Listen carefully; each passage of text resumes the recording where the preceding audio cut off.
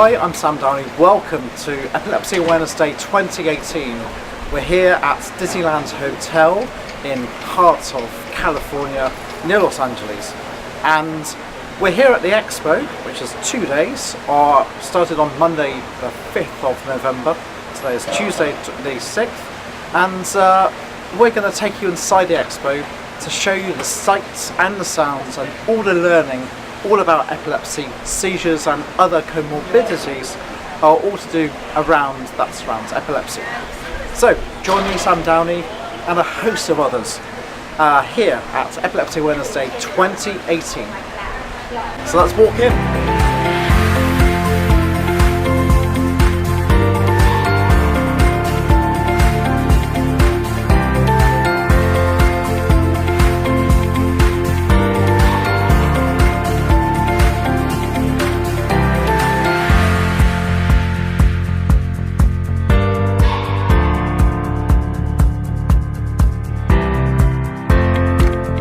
My name is Shaun Hussain. I'm a pediatric epilepsy specialist at UCLA. I've done a lot of work with Cannabinoid, and unlike Dr. Safaei, I am not as restricted about what I can say. That said, I have a lot of disclosures here.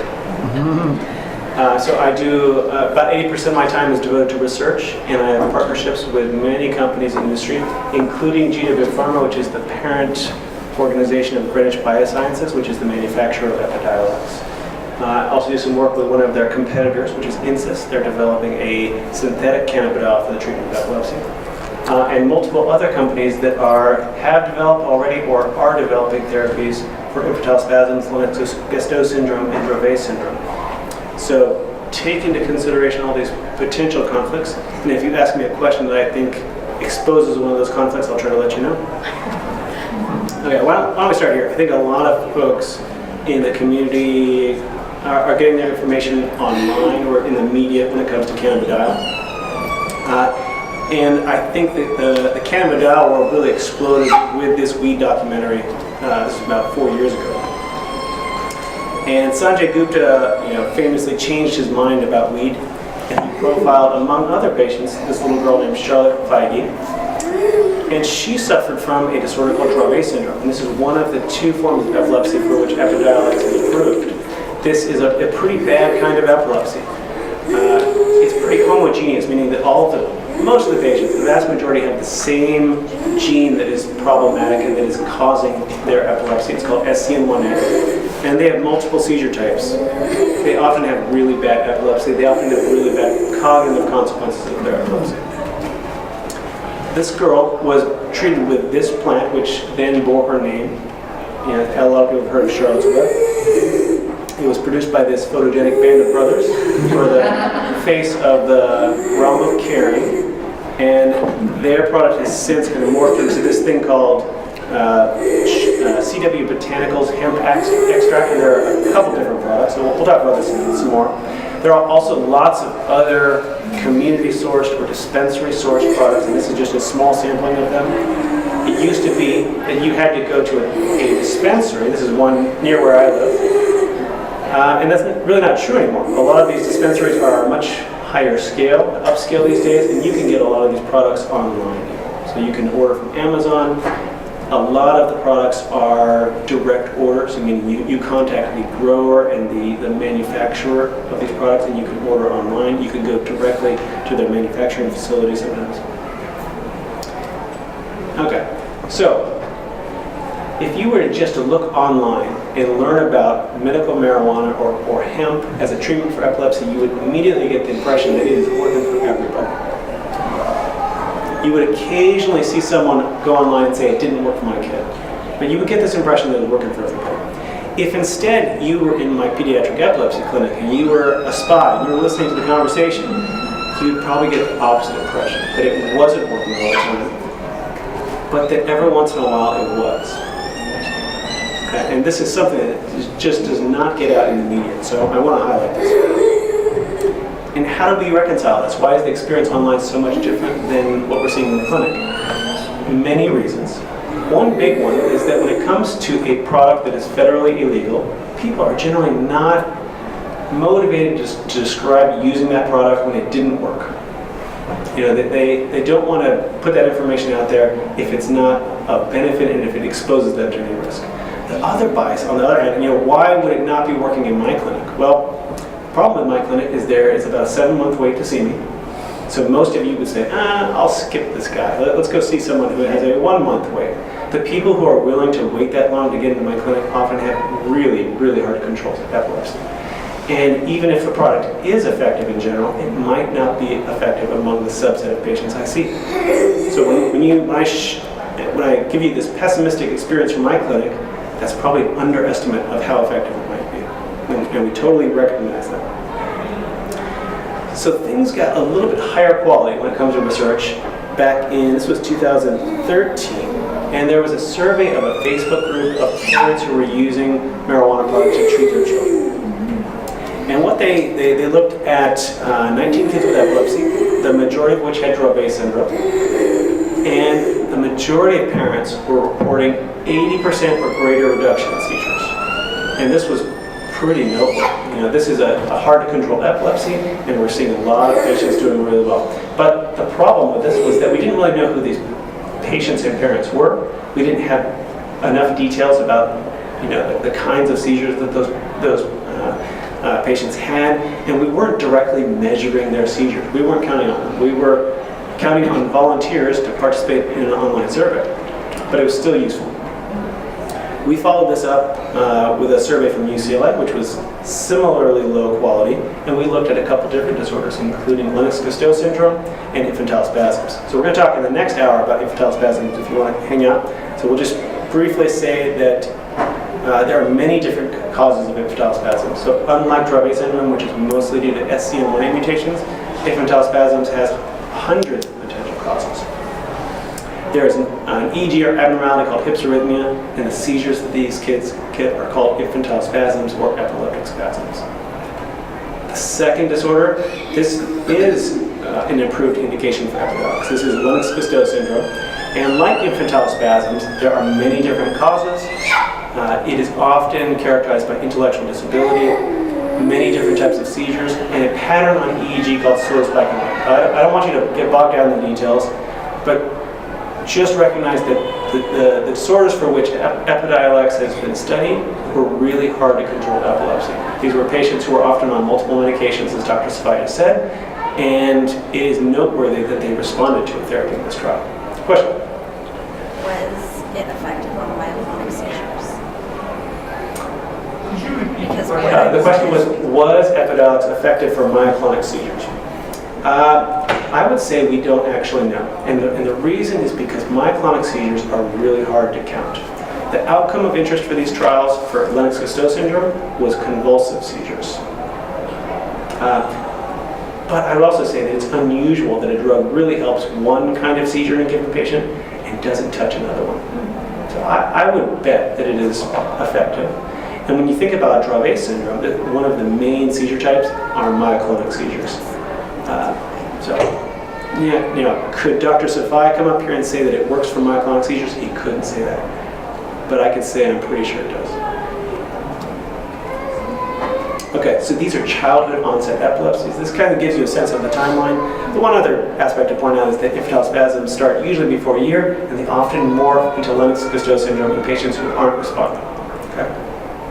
Okay, so we did this internet survey of our own, and we saw, lo and behold, among about 200 parents who responded to this anonymous online survey, that it was working really well for a group that included patients with infantile spasms and LGS. And then we looked at a group with Dravet syndrome, or SAMEI, and they were also doing great. And then we looked at the patients who had other forms of epilepsy, and they were also doing great. And we saw this thing that everyone was doing great, and we thought, where have I seen this before? Seen this? So this is an internet survey which really mirrors what we're seeing in online reporting of benefit. So that wasn't a big surprise. But what we wanted to figure out was, is this bias? Is this real? And that led to a series of other studies. One of them was pretty interesting. This happened in the epicenter of medical marijuana development in Colorado. And at the Children's Hospital of Colorado, they had a large population of patients who were using Charlotte's Web and other cannabidiol products. And they wanted to compare the patients who were Colorado natives to patients who immigrated to Colorado, so to speak. So did not have access to these products in their home state or home country, and then traveled and moved to Colorado to access these products. They wanted to say, well, is there any difference in the perceived benefit among these two groups? So they had 41 families who were native to Colorado, 34 moved there, and they saw that 22% of the natives were seeing pretty good responses, but almost 50% of those who immigrated to Colorado were having great benefit. So how could this be? Anybody know? Lifestyle. Some people say it's elevation. Placebo. Yes, it's a combination of all of these things. It could be a placebo-like effect because the folks who are willing to uproot their family and move to another state to access a therapy are people who already believe in the potential benefit of that product. And if you already believe in the benefit, you are going to see more benefit than someone who doesn't. It could also be that the parents who were willing to uproot their families kind of did their homework and they saw that, oh, well, there are certain types of epilepsy that see some benefit. Maybe they made a more informed decision to try a cannabidiol product in the first place, and maybe that's why they respond a little better. So this isn't definitive by any sense, but it does point to some potential bias, and that was why we really needed placebo-controlled trials to figure this out. So there's been quite a bit of work, a lot of it sponsored by GW Pharmaceuticals and their associated laboratories, showing that cannabidiol works in a variety of animal models of epilepsy. So these are mice or rats who have epilepsy given to them. And we saw that it had dose-dependent benefit across many models, and that in comparison to a lot of pre-existing pharmaceutical options for the treatment of epilepsy, they're better tolerated. So this is a picture of something called a rotorod. And what you do is you give the rat the medication of interest, and you put them on this thing, and you start spinning them, and you see if they can hang on. Now, when you give rats things like Dilantin, they often fall off. They get dizzy. You give them a ton of cannabidiol, they can hang on.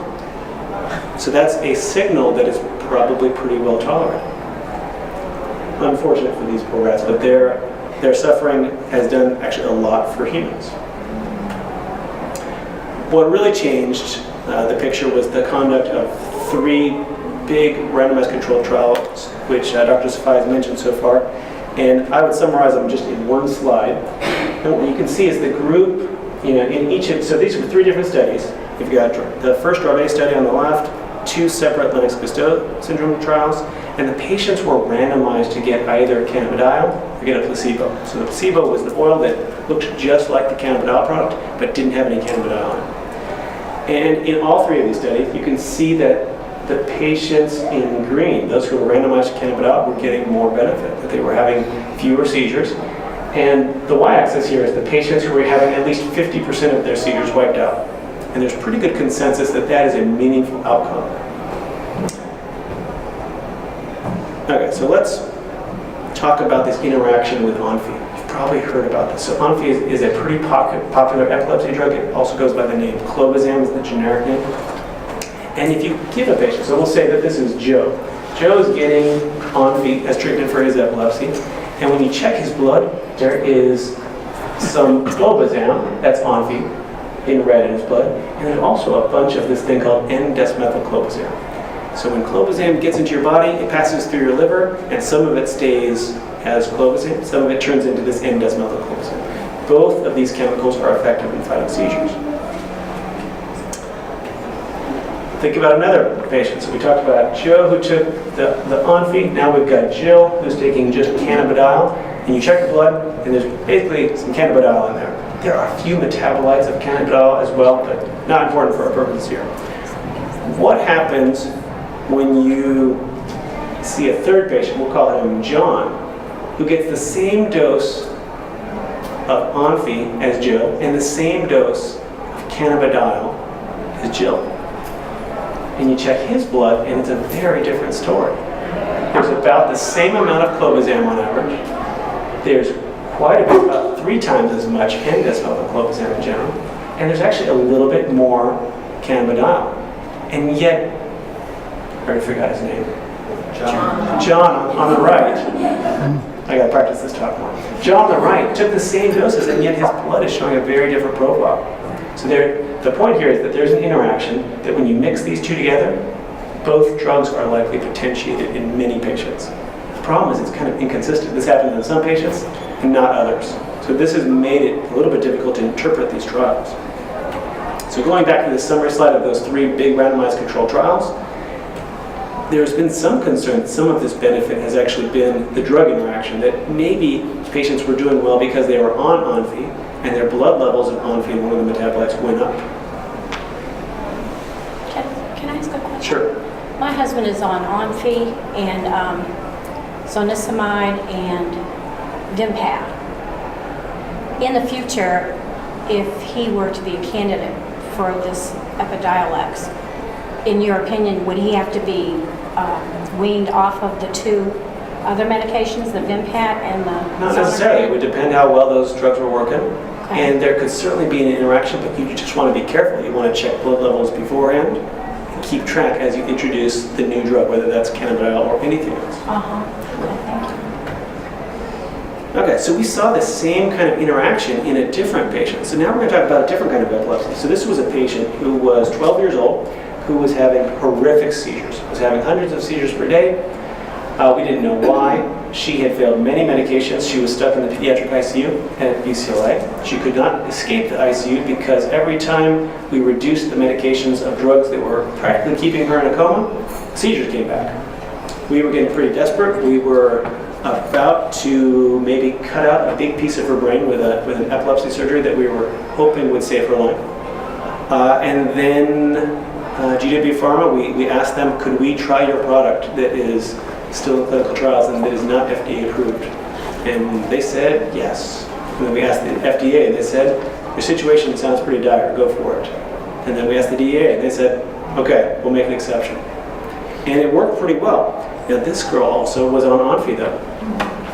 And what happened to her blood levels? They kind of skyrocketed. So this is with each sequential blood draw, we're seeing the Onfi blood level, or clobazam in red, climbing, and the N-desmethylclobazam is climbing as well. So in her case, yes, we had this massive big save that we rescued this girl and she's doing great now. But did she benefit? Was it definitely the cannabidiol that helped her? Was it the Epidiolex? Yeah, we're not quite sure. What is reassuring though now is some data that's come from GW Pharma and Greenwich Biosciences showing that even the patients who entered these studies and were not on Onfi were getting similar benefit. Okay, so in this slide it's a little bit complicated, but having a taller column is good. Those who were getting cannabidiol are in blue. Those who were getting the placebo were in gray. And you can see the blue group is consistently doing better than the gray group across the board. Now the top 3 graphs, these are the patients on Onfi. The bottom is those not on Onfi. What we're seeing though is that the patients who were on Onfi had bigger benefits. And it's probably because of this interaction. Okay? So a lot of people will say, well, is it better to be on Onfi or not on Onfi? The answer is, unfortunately, it depends. In general, I would say it's probably better to be on Onfi and take advantage of this interaction. But you could get into trouble too. So this is definitely a situation where you'd want to engage your neurologist to help make that decision. But the other big take-home message here is that cannabidiol is effective on its own. Okay? And that's a relatively new, well-supported statement. Okay, to sum up, the pharmaceutical development of cannabidiol, GW Pharma, now Greenwich Biosciences within the United States, has kind of led the way, and they now have approvals for Dravet and Lennox-Gastaut. They have a phase 2 study underway for tuberous sclerosis complex-associated epilepsy. They had a program for infantile spasms, which has been paused. And Insys Therapeutics, this competitor who is developing a synthetic cannabidiol, is now launching a phase 3 trial for infantile spasms. So we'll talk about that in the next hour if you want to hang out. Okay. Is there any abuse potential of cannabidiol? Go online, they will tell you no. Are any of these patients getting high? If you go online, they will generally tell you no. There are a few patients who have been on these products and come to clinic and said, you know what, my kid was acting high. I tried the product and I felt pretty loopy after I took it. I suspect that that was because the products were relatively low quality and that in addition to cannabidiol, there were probably other cannabinoids or other things in those products. Okay. Now, Greenwich Biosciences has now publicized some great data. And how would you know if there's abuse potential? Well, you go out and you recruit adult recreational drug users who are healthy, and you give them a bunch of drugs, and you ask them, do you like this? Would you take it again? And which drug of abuse does this most resemble? Okay. This is great information. Okay, so let me help you decode this chart here. Okay, so drug liking. So the higher the bar, the more these subjects like the drug. Above that dotted line means they liked it. Below that dotted line means they didn't like it. You can see pretty much across the board, they were either neutral or they liked it. The gray is placebo. So this sounds like this experiment was on par. So they got a placebo, they didn't like it, they didn't not like it either. You give them alprazolam, so this is Ativan, so this is a relatively popular drug of abuse. There are certainly more popular drugs, but this group said, yeah, we kind of like it. They were given dronabinol, so this is a synthetic THC. This is the main ingredient in most recreational marijuana. And they said, ooh, yes, we do like this one. And then they gave them 3 different, but all relatively big doses of cannabidiol. And you can see those bars are just riding that dotted line. They didn't like it, but they did not like it. And this is actually pretty reassuring data that cannabidiol by itself, at least the Epidiolex, has no abuse potential. Okay. And the DEA looked at this data and they said, yes, we agree. This is a well-designed study.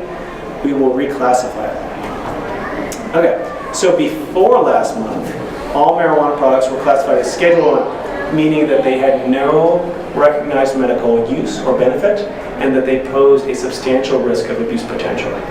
And then after this data, the DEA changed their tune and they said, okay, Epidiolex, you are now Schedule 5, and this means that there is an accepted medical use, and there is a pretty low risk of abuse. And this was an appropriate decision. What has been debated is what they did with all other forms of cannabidiol products. All of these, even some that relatively closely resemble Epidiolex, are all still Schedule 1. And the DEA is saying these products do not have an accepted medical benefit, and they pose a high risk of abuse. A lot of us in the scientific community think this is not entirely scientific. I'm going to leave it at that. We'll maybe come back to that. Okay, so now we have, since last week, Epidiolex is on the market. It can be prescribed. And we have all of these other cannabidiol products. I'm going to lump them all together, and it's a little bit unfair because this is a very diverse group of products. But we've got the medical marijuana out there, which is usually a THC-rich and CBD-poor product. We've got CBD oil, which is usually very high CBD, very low THC, but some THC. We've got hemp oil, which is kind of the same as CBD oil, but below a specific threshold that's very low as to how much THC is in there. And these are all basically names for the same thing. And their main characteristics is that they tend to be whole plant extracts. So this is not a purified product like Epidiolex that only has cannabidiol. These have usually a lot of cannabidiol, but they have a little bit of other stuff. And almost always a little bit of THC. Okay, so let's kind of compare these and then go through the pros and cons. Let's just check the time. I'm actually speaking for the next hour, so we won't annoy anyone if we go over time. Okay, so Epidiolex versus other. Who is supported by rigorous clinical trials? Epidiolex, no one else. That is absolutely clear. Effectiveness. What is the impression of effectiveness out there in the community? High for both of these. What is the quality of that data? Very high for Epidiolex. Generally pretty darn low, unfortunately, for all of these other products. It doesn't mean that they don't work. My bet is that most of these do, but the quality of data supporting their use is low. And that is the main reason why regulators like the FDA and DEA have looked at these products differently. How about safety? The impression is that they are both pretty darn safe. When you take a step back and look at the clinical trials for Epidiolex, there were no deaths that were attributed to Epidiolex. That's pretty reassuring. That said, only a couple thousand patients have been treated with Epidiolex and kept track of to find out if there are rare bad things happening. If there's a rare catastrophic side effect that only affects 1 in, say, 40,000 patients, probably wouldn't know it yet. So it's still early days, and we have to be careful with any new drug. How about the quality of the safety data for the other? Again, low quality.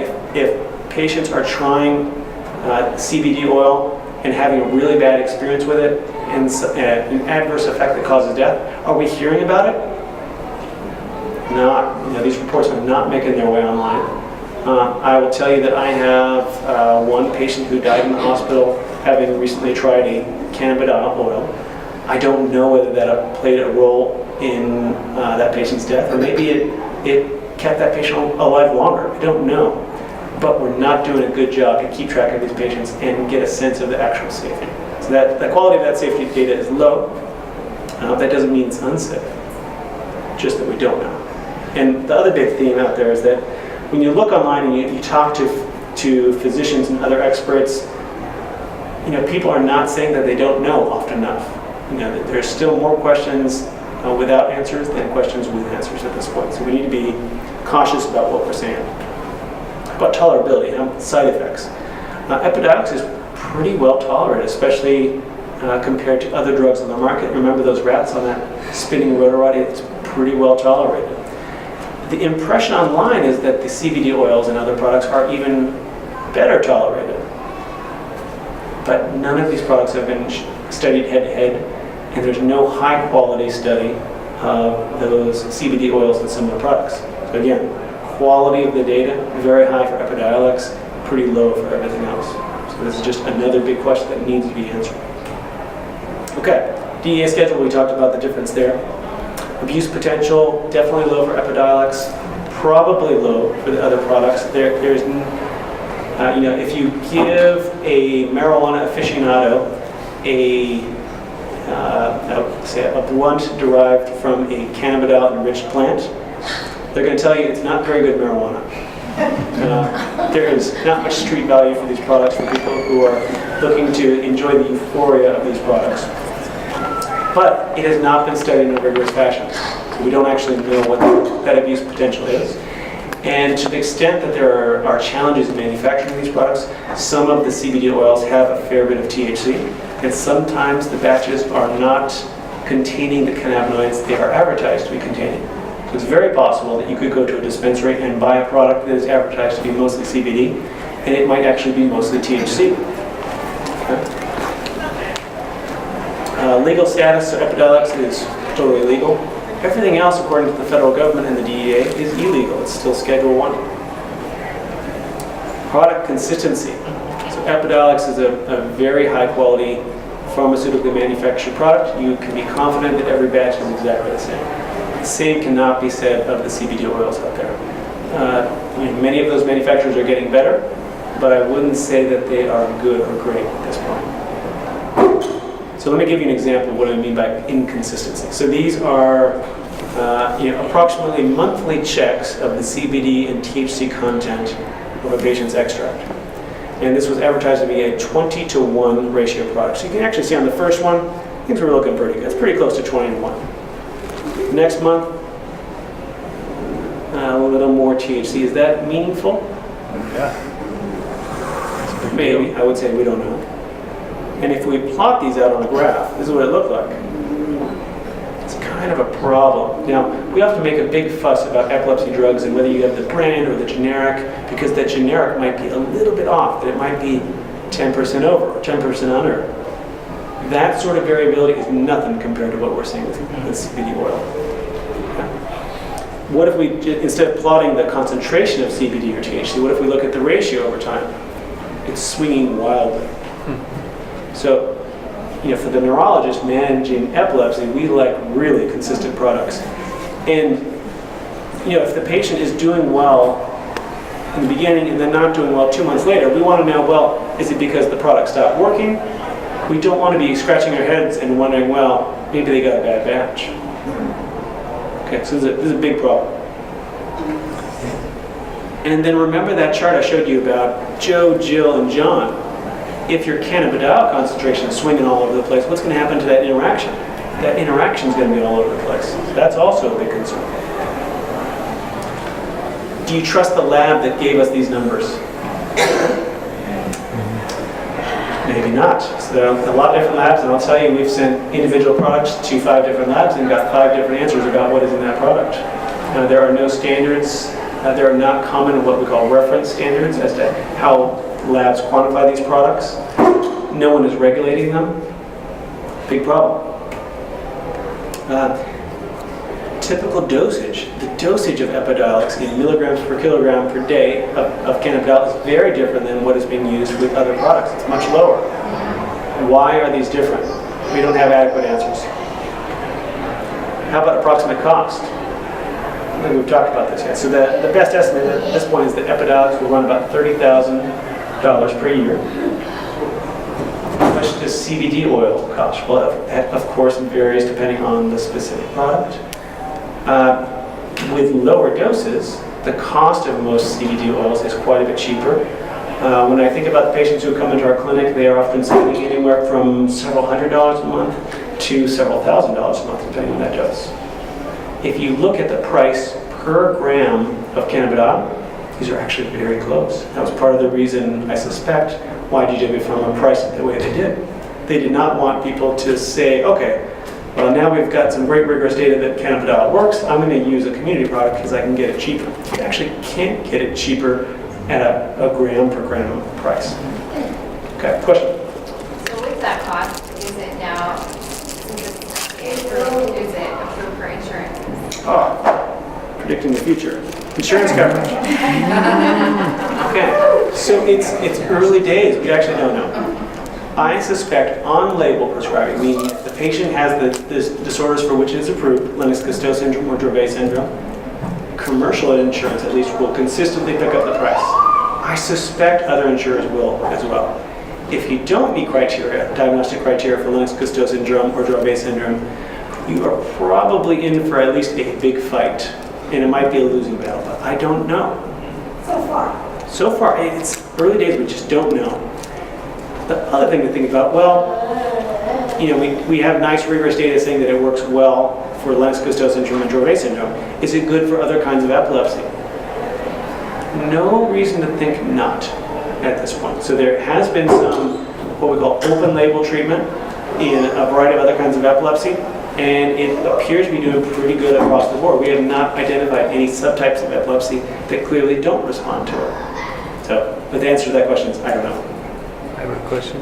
Sure. How do we move forward? Is that just going to be Epidiolex, trying to categorize other epilepsy types under that, or is there something we in the community or you, or how could we make that go forward to save telespasms or something else like that? You know.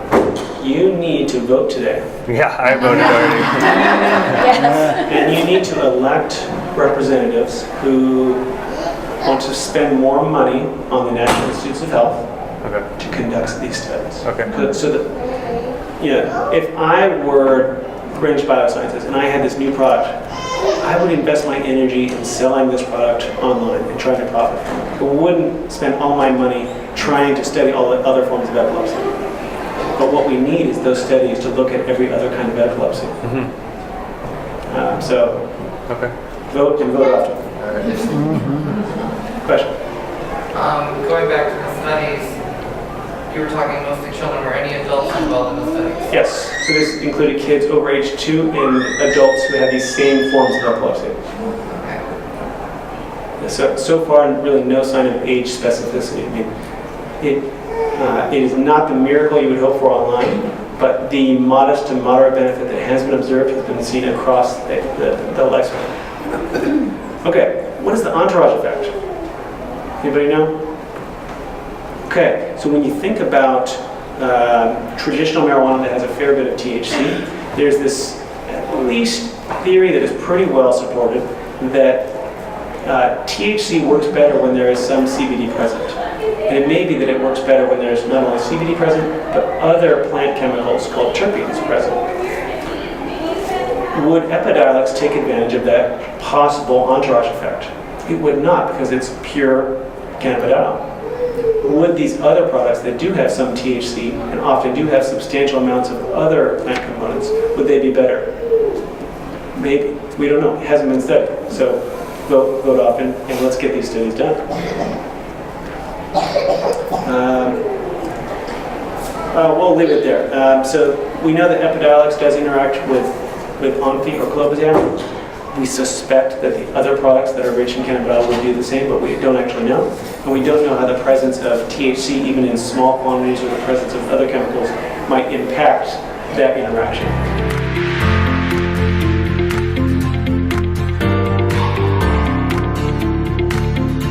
It goes without saying that cannabis has been used for thousands of years. It's been dated back to the time of the Chinese emperors. It goes back to the Egyptians, and it kind of isn't a surprise that this plant has been utilized for thousands and thousands of years, and it's not up until recently that the science has been elucidated. Specifically, after 1900 and within the 1900s, much of the understanding of the compounds within the cannabis plant has been elucidated. Specifically in the 1940s, CBD and THC were isolated from the plants and characterized. And it wasn't up until the 1980s and 90s that a better understanding of the endocannabinoid system was found, and this was research primarily conducted by Dr. Mashulam. It led to an understanding of the cannabinoid receptors and the endogenous cannabinoids, or the endocannabinoids, AEA and 2-AG, which our body produces itself. The three pharmacologically active classes of cannabinoids are listed here on the slide, being composed of phytocannabinoids, and as I just mentioned, the endocannabinoids, which our body makes itself, and the class of synthetic cannabinoids, or those that are made in the lab. And we'll look at each one of these individually in the next few slides. First, starting with the endocannabinoids, which AEA, or anandamide, is the most well known, along with 2-AG, the second endocannabinoid listed on that slide. These are the two most well characterized and researched endocannabinoids at this point, and there is active research being conducted to define and better elucidate the subsequent compounds listed on this slide. And in the middle you can see the receptor targets, mainly being CB1 and CB2, and we'll again talk about that in just a few slides, and the action of those cannabinoids, endocannabinoids, at each one of those receptors. The second class of cannabinoids would be the synthetic class, and these are molecules which are made in the chemistry lab. Synthetic chemistry means of producing cannabinoids, and there is precedent for synthetic THC being previously FDA approved, mainly dronabinol, nabilone, and then another formulation of dronabinol, those being Schedule 3 and Schedule 2 compounds. Again, I'll state it one more time. These are synthetic THC, which is one type of cannabinoid, and we'll be talking about a different kind as well in subsequent slides. The third class of cannabinoids can be defined as phytocannabinoids, or those derived from the plant, the cannabis plant itself. And the term phytocannabinoids actually refers to the cannabinoids derived from cannabis, and also others that are found in plants ubiquitous within nature. So here on the left you can see that the echinacea plant has a type of phytocannabinoid, as well as this flower, yellow flower in the middle from South Africa, which has CBG, or the parent compound of THC and CBD. That's notated on the right-hand side in the bullet points in the middle. And the black pepper itself has beta-caryophyllene, which is characterized as a phytocannabinoid as well. So these are compounds that are ubiquitously found within nature in various types of plants. And now specifically we'll talk about the different types of cannabinoids found within the cannabis plant, some of which are listed on the right-hand side over there.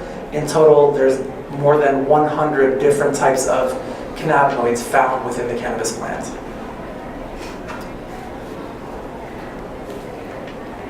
And before we get into the specifics of that, I'd like to just quickly mention the 4 different product-based categories which cannabinoids can be found on the market today.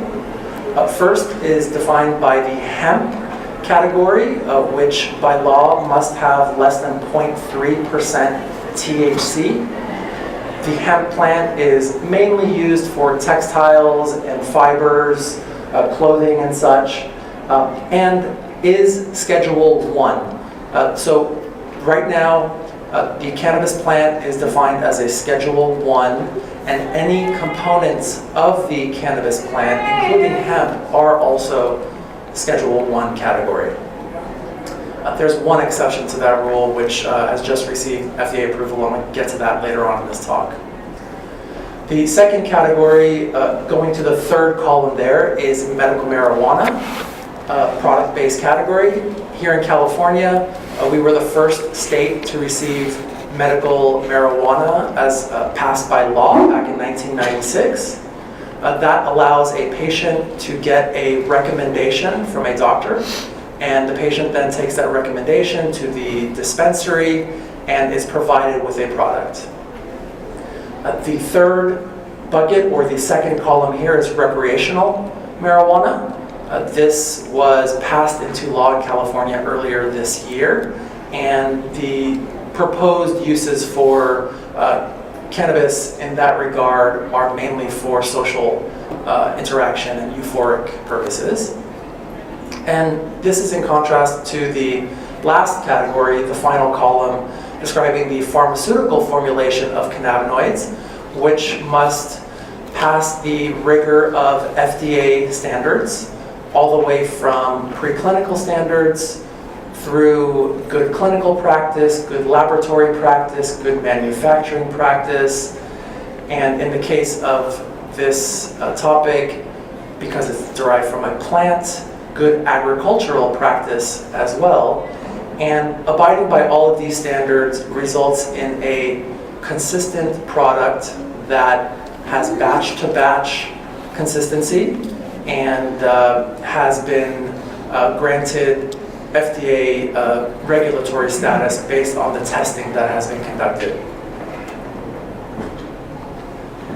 Now looking into some of the more specifics about the plant itself, the family is listed right there on the middle top of this slide, and the cannabis sativa is the species, with the varieties being defined as sativa or indica or ruderalis, and the definition of those terms is based on how the plant looks.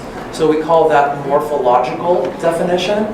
That is to say, traditionally, the sativa plant has been a tall and more narrow plant, as you can see on the left. The plant next to that would be the indica variety. So right, these are all cannabis plants, these are all sativa species, and we're talking about the differences between the varieties now. And the second one is the indica variety, which is shorter and more broad-leafed. And historically, you would be able to look at the plant and see whether it was a taller, more narrow-leafed, or shorter, more broad-leafed, and therefore say whether it's indica or sativa. Nowadays, there's been extensive interbreeding and crossbreeding between these species and varieties, and so that morphological definition has sort of not been applicable to date, or any longer, I should say. Specifically within the plant itself, the cannabinoid content, as you can see, is mostly found within the seeded female buds and the unseeded female buds, with the unseeded female buds having approximately 2.5-fold increase in cannabinoid content.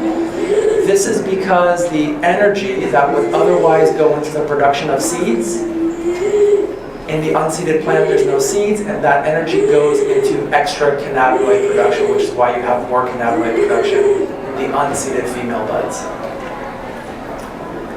And specifically within the buds are these little structures you see in the middle of the slide, these lipid crystalline-like bulbous structures, these are called trichomes, and that's specifically where the cannabinoids are housed in the plants itself. Not only are the cannabinoids housed there, the terpenes are also within the trichomes. And now getting into a little bit more science in detail. This here is the carbon backbone structure for CBD, which can be defined as a terpenophenolic compound, and it's a C21 skeleton. And the chemical structure of CBD, which on this slide is shown on the top right, can be distinguished from the top left, or delta-9 THC, by simply one hydroxyl group, one extra OH group. And I'll just walk over to the screen and show you where that is. So you can see two hydroxyl groups there, one hydroxyl group there. That is the main distinction, actually in fact the only distinction in the chemical structure between THC and CBD, leading to different effects within the body. So THC does bind to the cannabinoid type 1 receptor that we discussed. CBD, with that extra alcohol group, binds at extremely low affinity with low pharmacologically active, at a low pharmacologically active concentration. Yes, question? Okay, so taking into consideration what you've spoken about on slide number 9 and what you're speaking about here, I'm new at this. Yes. Which, is there one plant that's more specific to a certain type of seizure than another? I can speak only to the data and the compounds that have been researched to demonstrate efficacy of seizure reduction, and currently only CBD cannabidiol in the Epidiolex formulation has been demonstrated to do such.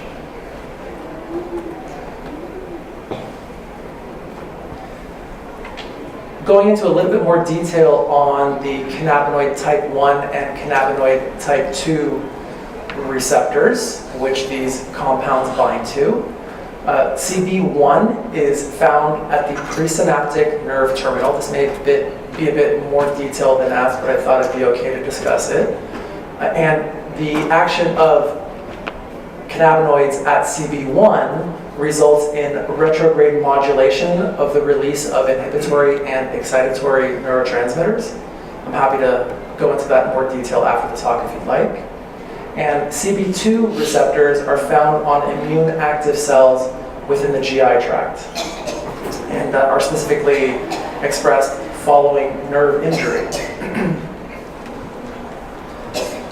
As I briefly mentioned, THC does act via CB1, and it's been demonstrated that CBD does not. So I quickly wanted to just mention some of the other areas of research that are being thought, that are thought to be the mechanisms for CBD and how it works in the body. Specifically the G protein coupled receptors, adenosine receptors, and the TRPV1 receptors and channels.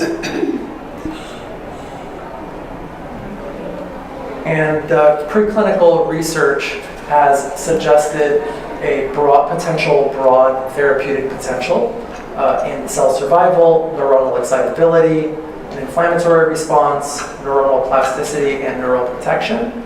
And clinical evidence suggests that cannabinoids may have therapeutic potential in antispasticity, which we'll get into. Antispasticity is based on a different product. We'll get into the anticonvulsant effects. The antiemetic, analgesic, and appetite stimulant effects are all based on the FDA synthetic products that I mentioned previously. So as a brief review of this portion of the cannabinoid science, it has a rich history dating back over 5,000 years, and the 20th century regulations of Schedule 1 categorization have limited some of that research. There are 3 classes of pharmacologically active cannabinoids, those derived from the plants, those made in the labs, and those that our body makes. The CB1 and CB2 receptors are binding, THC is binding to those receptors, And there are other targets that are proposed for an active area of research not yet defined for CBD, and a lot of potential therapeutics for cannabinoids yet to be discovered, and obviously it's a very active area of research. So getting into then Epidiolex, which received FDA approval. This is a cannabidiol oral solution in a sesame seed oil formulation. It received FDA approval back in June on the 25th, and because it was deemed by the FDA to have medical use, was passed over to the DEA, who then had 90 days to reschedule that compound. Several weeks ago, the DEA rescheduled Epidiolex to a Schedule 5 classification, and as of now, it is the only plant-derived cannabinoid to be scheduled as such. And we'll get into the clinical trial data right now. As I mentioned, cannabinoids, this in particular CBD is one of 100 unique cannabinoids. And CBD is one of the most abundant and has a distinct pharmacological profile. It has demonstrated anticonvulsant effects in humans, and the mechanism of action is thought to be multimodal and still an active area of research. And the pharmaceutical formulation of cannabidiol, again, is called Epidiolex. And let's see, I mentioned it's in a sesame seed oil. I mentioned the abiding to the regulatory standards of consistency, quality, and characterization. And I also did mention that it's produced according to good manufacturing practices.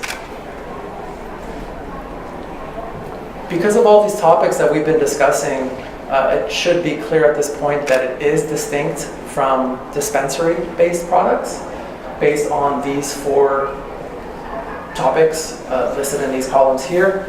There is phase 3 clinical data in large patient populations to determine the safety and efficacy of these rare and severe pediatric onset epilepsies for which it's indicated. The manufacturing controls are also in place. We've discussed that as well. The legal characteristics are such that it is a Schedule 5 as being rescheduled by the DEA, and it does meet the quality standards that the FDA sets in place. Yes? Has there been any trials on with it on epilepsy? Unfortunately, I'm only able to talk about the indication that it received with the FDA, which is for seizures associated in Dravet syndrome and Lennox-Gastaut syndrome in patients 2 years and older. I have to limit my answer to that. What was your question? If there was any trials done on the rest of the epilepsies?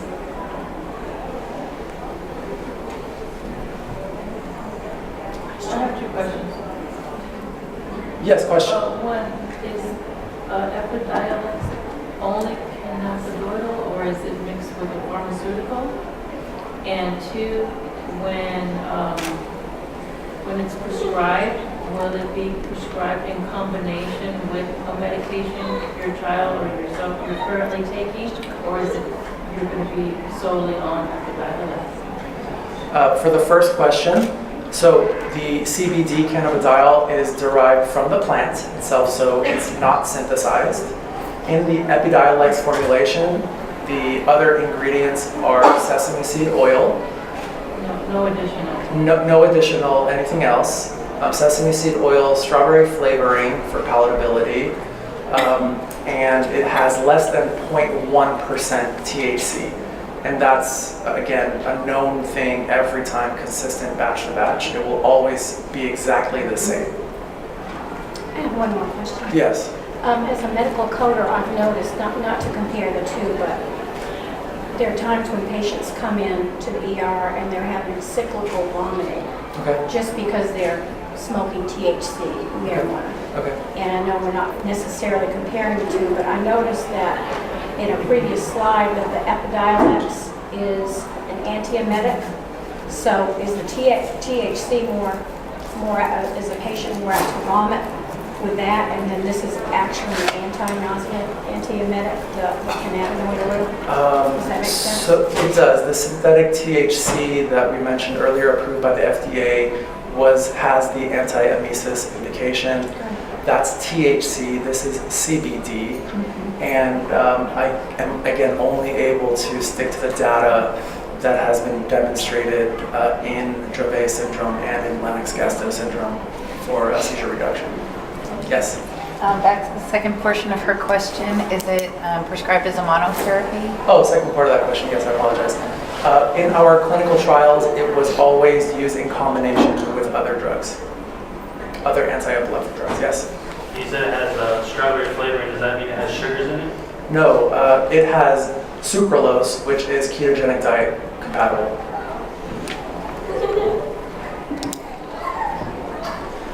A brief description of the clinical trial LGS and Dravet syndrome program overview. It began back, the phase 3 trials began back in 2015, and as we mentioned here in 2018, already those have been completed and there's FDA approval. And I will quickly show you what the trial design of those studies looked like. It consisted of a 4-week baseline observation period, after which patients were randomized in a double-blind fashion to one of 3 arms: a high-dose treatment arm of 20 milligram per kilogram per day, the 10 milligram per kilogram per day dose, and a placebo arm. After completion of the trial, there was a down titration period, after which patients had the option to enroll into an open label extension study. And that has been ongoing since.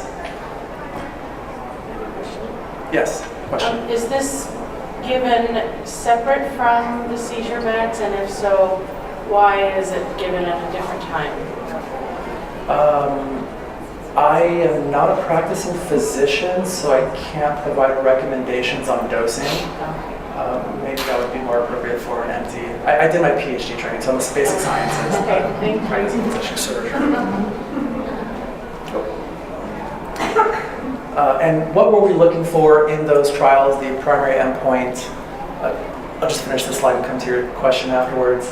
The primary endpoint was a median % change in drop seizures or convulsive seizures in the 14-week treatment period. One thing I forgot to mention on the previous slide is that the 14-week treatment period consisted of a 2-week titration period where patients were eventually put on a stable dose and then maintained on that dose for 12 weeks. So in total, 2 weeks plus 12 weeks was 14 weeks. And we were looking at the change in seizure frequency before starting the drug and then after, at the end of that 14 weeks.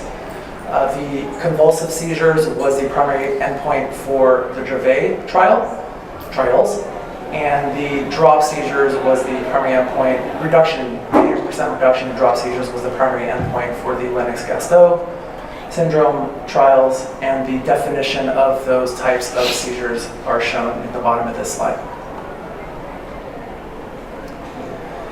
The key inclusion and exclusion criteria for all of these trials are shown here.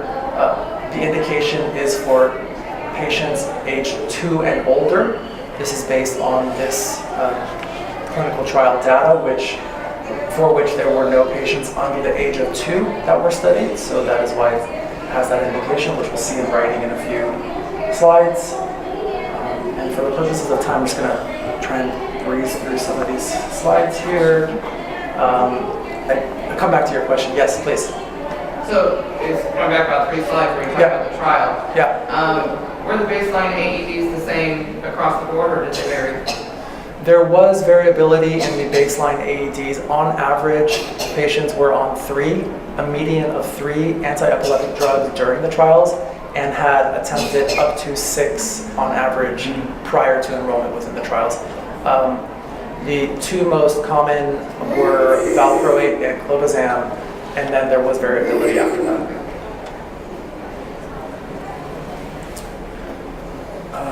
And I will quickly jump to the results of those trials, which are demonstrated here on this slide, where in study 1, there was a 43.9% reduction in the treatment arm compared to 21.8% in placebo. In LGS study 2, in the high dose, 20 milligram per kilogram per day, there was a 41.9% reduction in seizure burden over that 14-week treatment period. The 10 milligram is shown in the green bar next to that, and the placebo is shown in the gray. And in the Dravet syndrome trial, the number was 38.9% in the treatment arm versus 13.3 in the placebo arm. And all of these results were found to be statistically significant at a p-value of 0.01 or less. And here is the safety data that was found from those trials. It is pooled between the studies, and you can see that somnolence, decreased appetite, diarrhea, transaminase elevations, fatigue, malaise and asthenia, rash, and insomnia, sleep disorders, poor sleep quality, and infection were the main adverse events that were experienced in patients at a rate of 10% or greater.